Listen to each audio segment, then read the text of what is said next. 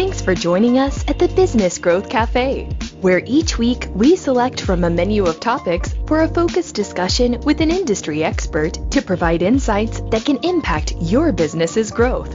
With your host, Angelo Ponzi. Hi, I'm Angelo Ponzi, your host here at the Business Growth Café, and thank you for joining us. We are in unprecedented times as a result of coronavirus. Offices and businesses are closed, and employees are now working from home. And for many, this is a new experience. A lot of people have never had to work from home, and therefore, they might be struggling with how to do it. As for many business leaders, this may also be a new experience in how to deal with a remote workforce.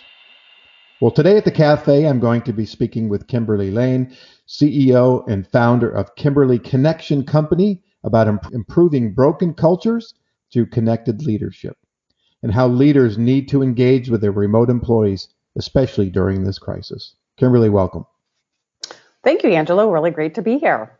Yeah, I'm excited to have you here. What timing for us to be talking about this subject? Any time is a great time to be talking about connecting with business leaders and employees and people in general. But more importantly, in today's environment, I'm concerned because I know people that are remote and they're feeling a little isolated, and their leadership might not be as to support you connected as they should be. So we're going to jump into a lot of that and explore some of your thoughts and directions and guidance and tips and tricks and all those wonderful things. But first, why don't we take a few minutes? Why don't you introduce yourself to the audience and tell them about yourself and your brand? Great. Thank you. So as Angelo was so kind to give me this wonderful introduction, I am Kimberly Layne and principal of the Kimberly Connection Company, also known as KCC. And as a professional speaker, as a culture turnaround consultant, and also a leadership executive coach, I'm just really passionate about helping leaders connect better with their employees, because at the end of the day, it's an asset that I think is being underutilized if you're not a good leader, because you're not bringing out the best in your people, and having your people really be driven and highly productive and creative only adds to your bottom line. So just really passionate about the whole connected leadership and helping leaders and organizations build thriving cultures. So. Okay. Now, you said something and that I want to go off on a little bit of a tangent, and that's about leadership, leaders versus leadership. And, we say they're born leaders. I'm not sure anybody is totally born to be a leader. So how does someone who's now at the helm, they have some employees, they're building a business, how do they become efficient and effective, compassionate, empathetic leaders for their organization? So, the way I approach organization leaders, you can have assessments on culture, assessments on how good a leader is, right? You can have workshops on how to be a connected leader or how to be a better listener or steps you can take to better engage your employees. But I believe the third step that's really mandatory in order to make it effective and actually stick and sustainable is to have that coaching piece, because not everybody is a leader. So for example, studies show that 40% of employees say if their managers, leaders, supervisors would acknowledge them on a regular, continuous basis, they would want to do more. They would want to be more productive. However, if I educate a leader and tell them that, that's fine. But what's going to actually get them to do that? So if I'm coaching them and I come to find out that for some reason they're not comfortable receiving praise or acknowledgement, or, that goes back from dad never approved of them, et cetera. Not that we get into the deep childhood issues, but how is that leader going to then turn around and be able to acknowledge and praise his employees well if he's not good at receiving it himself, right? So that coaching piece becomes really specific to the unique individual, so that what needs to be happening at an organizational level as a leadership level could actually happen with the leader by helping them understand their own blocks in being an effective leader. Does that make sense? Okay. Sure, sure. Peeling their onion back, if you will, and Correct. getting to the root of who they are as individuals and how they work and interact with people. Correct. Yeah. Their own strengths and weaknesses. Exactly. Yeah, perfect. So for all my guests, I ask some consistent questions. I like to see how we compare to the answers to everybody. So the first question I'm going to ask you, when thinking about growing your business, what keeps you up at night? Well, what keeps me up at night is that with all the leadership books, the Dale Carnegie programs, all the, plethora of just great leadership books out there, Simon Sinek's talks, that there is still a lot of leaders out there that are not truly taking it to heart. There's a lot of talk about having to be high EQ as a leader, right? Yet I still see in my experiences and working with companies that leaders are still using the old dictatorship methodology, which does not work, never really did, and it's certainly not going to work with millennials today. So that keeps me up at night, that how can I better get to those leaders that need it the most? Because those leaders most likely are saying, I don't need any help, right? So that's kind of, when trying to grow my business, how do I get to those people, those leaders that really could benefit from it and that would benefit them personally as well, in addition to, from a business impact, right? So that's kind of probably what keeps me up at night as far as growing my business. Okay, all right. What is the best business advice you've ever given and or received, if it's different? I feel, and it kind of applies to now actually. So the best advice I ever got was go where your hands are free. And what does that mean? Yes, what does it mean? Yeah. So right now, we all, if you're in sales, how can you get prospects right now? How could you be finding new prospects right now? Instead, you're probably having to go where your hands are free, which are, let's look at your existing customers and strengthening those relationships. So instead of hitting your head continuously against the wall, trying to do a strategy that applied 2 months ago, it's time to kind of rethink a strategy that's applicable to the time now and go where you're able to make a difference or make an impact. So you're not going to be able to prospect and make cold calls right now. So what can you do? As a sales leader, maybe it's time to really work on your team. Maybe it's time to really spend some one-on-one with each employee because you got the time now. You can have virtual coffee, right? So it's the time when typically I think connection was something that was easily put on the side burner because, we have a deadline on a product, or we have a new product offering, or we've got, sales we've got to get up this quarter. So going where we now have time to spend time, I think will only help leaders today and making sure their team's going to be around when we get through this, right? Because you want your team ready to rock and roll and jumpstart when we're through this. You don't want your team all of a sudden figuring out, you are not a good leader. You were not supportive during this time. And I just don't want to be around with you anymore, right? It's like time to find something better. Yeah. Well, you hit on a couple of points. I think I mentioned I did a seminar yesterday, a webinar. And one of the things I talked about was, dealing with today, but also got to prepare for tomorrow.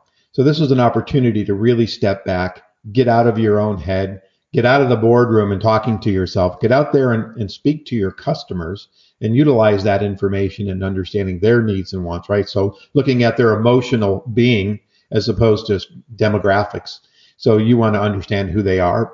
And as you try to work in today's environment, the first reaction when it comes to marketing is we're going to cut our budgets. And my point is that's a mistake. Saying you can't alter your budgets, and there needs to be a balance between operations and marketing. But when we come out of this, and we will, and you sat on the sidelines or did nothing, those that did are going to be that much farther ahead. And I think leaders, a lot of business leaders out there have never experienced anything like this. Right. And so there's that tendency to be reactionary as opposed to being proactive. Is that in some of your dealings in the last, what are we into this, 4 or 5 weeks now? Are you finding some of that? Some of the leaders are struggling with being proactive versus reactionary?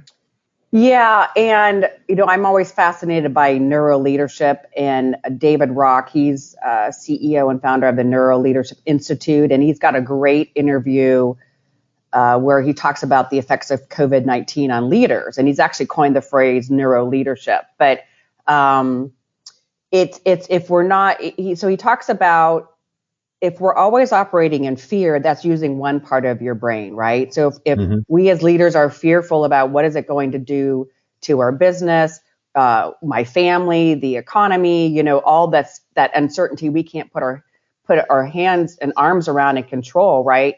So what can you control? What certainty can you provide? So it's about providing certainty and structure around your teams and even yourself, right? And when you provide that certainty and change that fear that was there into more of a challenge, what challenge can I present before myself to get through this, right? And that now becomes a structured goal, if you will, and you use a different part of your brain, which then reduces your stress level and actually makes you feel like you're moving forward and moving through something as opposed to kind of feeling stuck, right? And that we can't do anything about it. Does that make sense? Yes, it does. And you mentioned stress. Let's talk about that for a second. I know we're going to certainly get into your book and some more specifics, but I mean, stress can be such a inhibitor or crippler even if people get into panic modes. And I always tell folks that I know when they start to get a little anxiety ridden, it's like take a breath, count to 10. I say this all the time, and people that I know, they'll call me and say, man, I'm freaking out. I don't know about this and that. And it's like, well, it's 9:00 at night. Is there anything you can do about it tonight that'll change the impact tomorrow? If the answer is no, put it aside, go put on Netflix or whatever, and just get out of your head instead of stressing and losing sleep and making yourself miserable because you can't do anything about it. So do you find that in your work, whether it's during this environment today or just in general, that people with high stress and anxiety also has a huge impact on who they are as leaders? So if I understand your question, so you're correlating that a good leader or a leader can be defined or by their level of stress that they take on or anxiety. Is that kind of what your question's about? Well, partially, yeah, and that they can manage it better.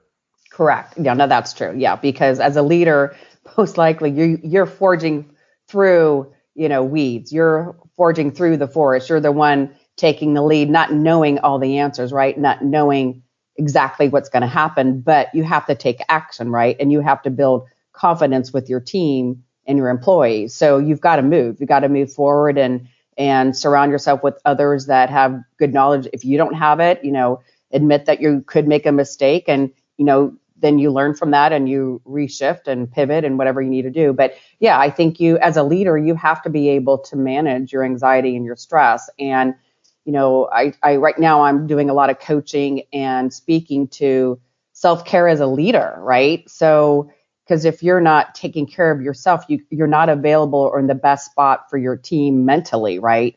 So you've got to be strong. So that means when you're not in front of your team on this, when you're off the field, so to speak, what are you doing to take care of yourself mentally? So like watching the news constantly is not a good program. I would agree with that. So, I was reading something the other day. It was like, I think we get 11 million per second pieces of information, and we are only physically able to process 50 of that. And if that 50 is mostly negative, it's really doing the demise for your mental capacity, right? So it's really to tune out, to limit your media intake, once or twice a day at minimum, but then also in order to combat or counteract that negativity, bringing something positive, go walk the dog, go take a jog, pick up the phone and call somebody that you haven't talked to for a while, or call an employee and share a laugh, right? So it's trying to bring in some positive forces throughout the day that you have control over as a leader that reinforce and boost you so that you're better able to be present and motivating for your team, right? And be that pillar of strength right. When you're working with them. And I think you said something that I like. It's you have control over, right? People talk about work-life balance, And I always say that, yeah, we all want to achieve it. And there's only one person that can help you do that, and that's yourself. So if you have control over, which I think was what I was trying to get at before, if you have control over your environment, your destiny, so to speak, you can make those decisions. You mentioned the news, and I became an avid news junkie over the last year. And I find myself, I can't watch more than 5 or 6 minutes now. And it just stresses me out. And so I choose not to do it. Let me jump in. I want to go 30,000 foot. We're going to work our way down. But you used a term in your book, connected leadership. Let's talk about that a little bit and explain that concept to the audience. So yeah, connected leadership is almost what I'd call modern leadership, because now the millennials are not like maybe our forefathers were, that, once you got a job, you pretty much were there for 10 to 20 years. Millennials will maybe hang out a year or two, right? And if they're not feeling fed by their organization or by their leader, they're going to choose to go elsewhere. I think one of the statistics is 57% of the time an employee will leave for a like job, like pay, like benefit if their leader is not there, or if they don't feel connected to their leader. So hence I've termed the term connected leadership. And it's different in the essence that as a connected leader, you care first about the person, not the position. You care first about the person before you care about the position they're in, or the product, or the task at hand, if you will. You care first about the person, because when you're first, they know that they can communicate with you, be honest with you, and that you have their back. They're more inclined to trust you, be more creative, and be more productive, and to invest more time on the benefit of your leadership and the company, right? So that's kind of be a coach as opposed to dictating. The second piece is doing more collaborative work as opposed to just instructing them to do it all themselves, or, go solve that problem.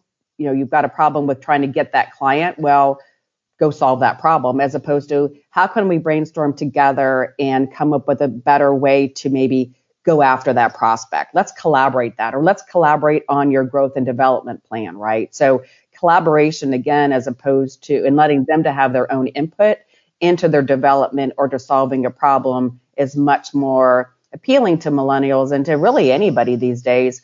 And that's another step from a connected leadership.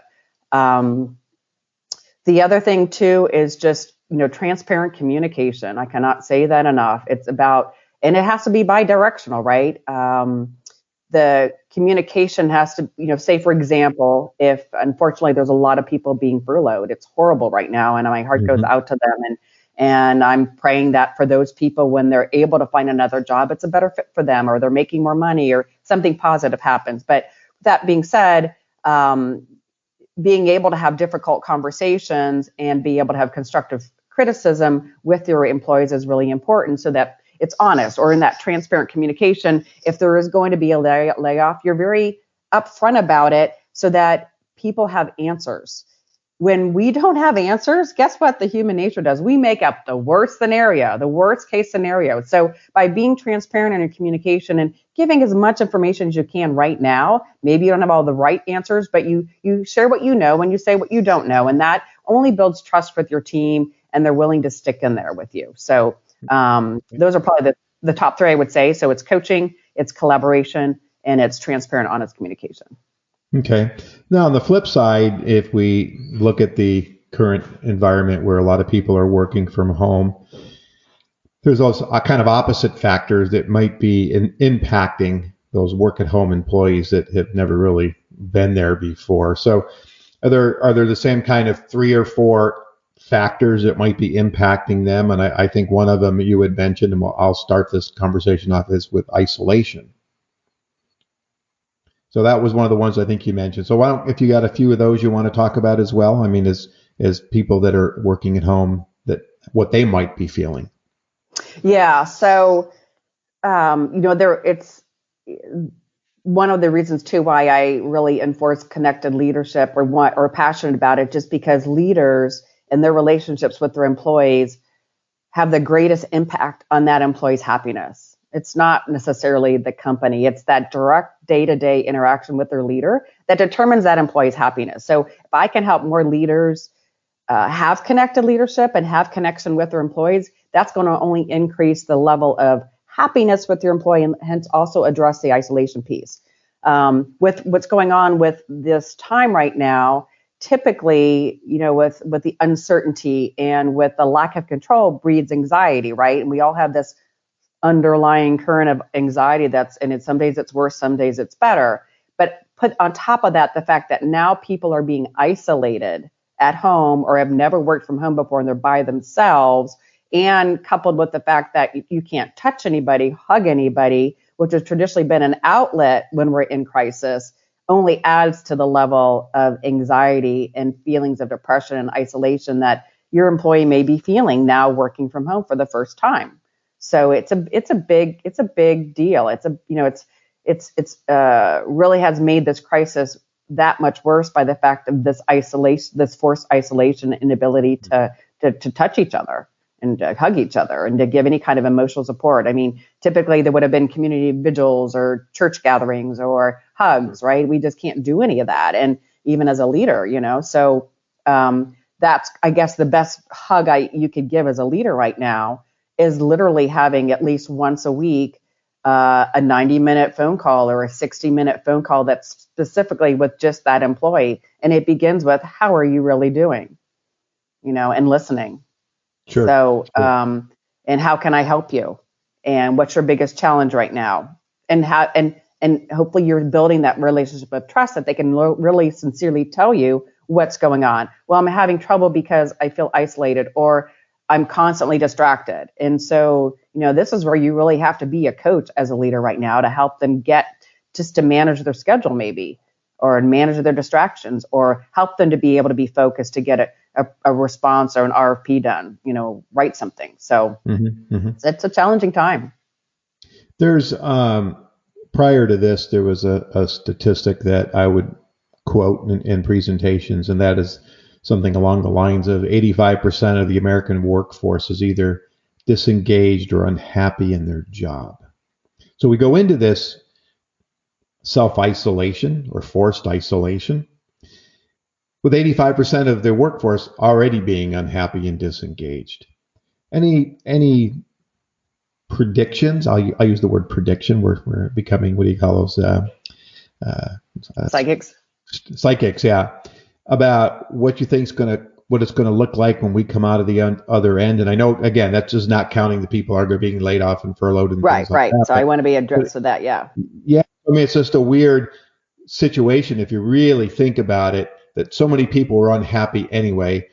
I think I saw another one, like 34% of people were changing their jobs. It might have been a little more geared towards millennials within 90 days of getting a new job. So we already had this kind of jumping around because there were so many jobs. Now we're at close to 10% unemployment all of a sudden again, and millions of people are applying for unemployment. So what do you think this looks like in 30 days, 40? I think there's going to be a lot of truth that shows up, not only in families. I mean, where families might have just been avoiding each other and working later, or whatever, just totally avoiding each other. Now they're forced to be on top of each other, and one of two things are going to happen. They're either going to decide, you know what, I'm going to work on this relationship. We're going to work through this together, and we're going to come better on the other side. Or they're going to be like, I never, ever want to be quarantined with this person again. I'm out of here. And I think that's going to be the same kind of dynamic with a poor leader. If you've got a leader that's insensitive to what, everybody's facing and their own personal struggles with anxiety and things that are going on at home, and isn't really there as a coach or giving them any mentorship or creating some community with their team and having one-on-ones, those employers are going to be like, this, I'm not feeling value. This is like the worst of the worst. Mm-hmm. And if they have the luxury of being able to find another job, they will. So I think you're going to see, the truth is going to come out. There's no gray anywhere. It's going to be black or white. You're either happy or you're not. You either got really good support during this time or you didn't. And so people are going to take action. There's going to be, the gray is eliminated. People can't hide behind anything. That I was talking to some friends the other day. It's like, if you're still smoking, you're going to know it, right? Because, you might have told your wife you quit smoking, but she's going to know you're still smoking now because you can't go anywhere. You're right here. Can't hide anything. Yeah. Right. You Yeah, can't hide anything. exactly. Everything's going to be. So poor leadership, bad leadership, your inability to connect with your people is going to be there's going to be a spotlight on it. And this is the time to try to fix it, try to work on it, build your EQ. That's what I really try to coach on, how to build your EQ, how to be relatable, how to be vulnerable. I'm really big on humor as well. So, this is the time to build those connections and just improve your skill sets as a leader. Okay. We're down to about the last 5 minutes. And so can you give me any specific examples, no names, but how you've engaged companies that have called you up and said, here's my issues, here's my problems, or some kind of, we're storytellers. So tell me a story about a real world situation. Yeah, it was, it was funny. They called me in because they heard me on a leadership podcast. How funny is that, right? And what had happened is this particular chief sales officer had lost 3 of his top salespeople in the last 3 months. And he called me because this was middle of the year and he had aggressive sales numbers to hit. And he can't do it with half a team, right? And plus he had to fill the spots. The problem, though, their Glassdoor rating was below a 3. And, for those of you that are familiar with Glassdoor ratings, it's an online advertisement about how appealing it is to work at a particular company and their leadership. So being a 3 or below on a scale of 1 to 5 meant there was a lot of people not happy. So he lost those people, but then trying to attract talent was just horrible. And so what I found out coincidentally, being a sales team, a lot of them are remote, right? So we can't really do this now, but what I found out, they were never coming together as a community or as a team other than the weekly team sales call, which was really about who did you call on? What's in your pipeline? What did you sell? Right. And Yep. That's fine for a check-in, but you've got to have a cohesive team and a collaborating team. And so I called it 2 for the team. So twice a month, the team actually had to physically come together in person, whether it's half a day or full day, and solve each other, present problems with clients or challenges in closing a deal and collaborate and work together. So that happened. And then the other one was 90 for 90. And I also was coaching this sales leader additionally too, but 90 for 90 was having him twice a month do 90-minute in-person, either lunch, over coffee, over dinner with each one of his salespeople about, again, how are you doing? What are your struggles? How can I help you? Can I help you? Can I go on a sales call with you?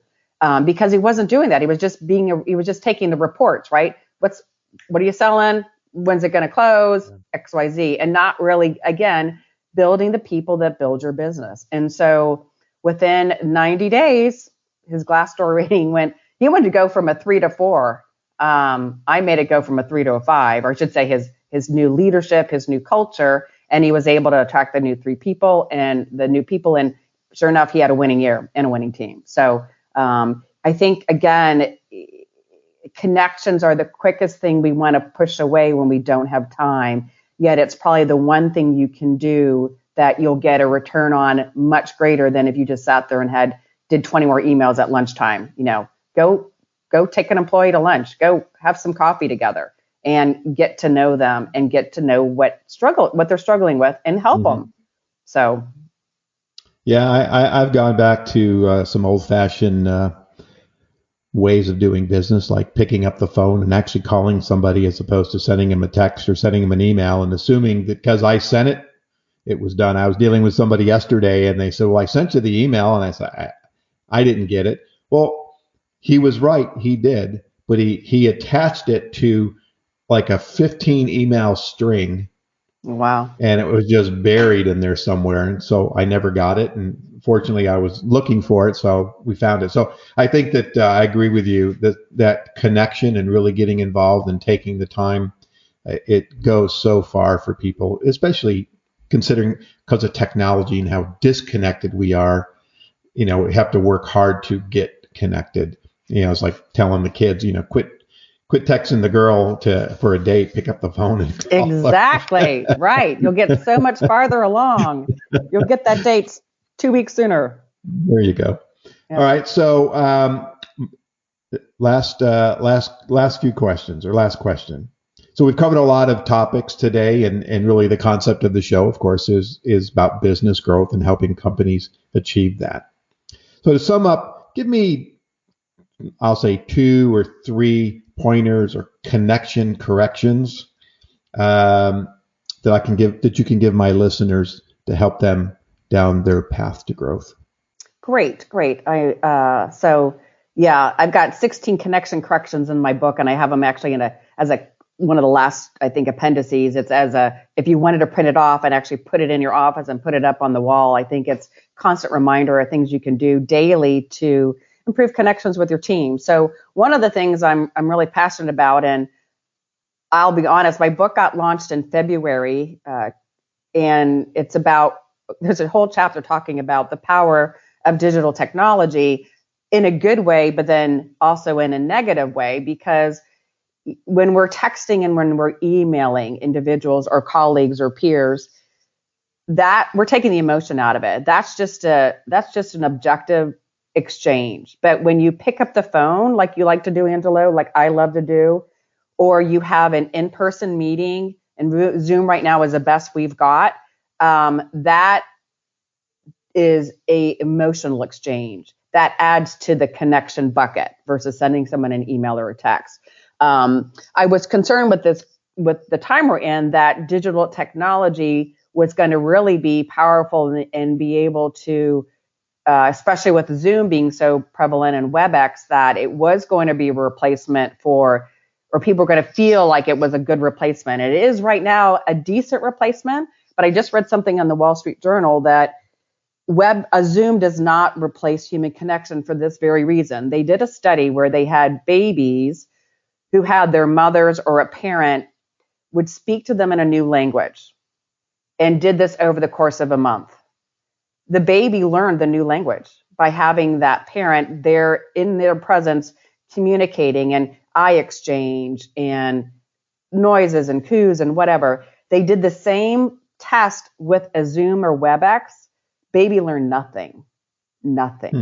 Interesting. And I'm talking to many people, and I find this myself, I don't know about you, but after 5 Zoom meetings, I feel exhausted. And it's because we're outputting energy that typically when we're in a dynamic in-person scenario, you're getting that energy back that uplifts you. And there's that energy, that exchange that occurs, just like when you're sharing a meal. We're not getting that on Zoom. It's taking the energy up, but we're not getting it back.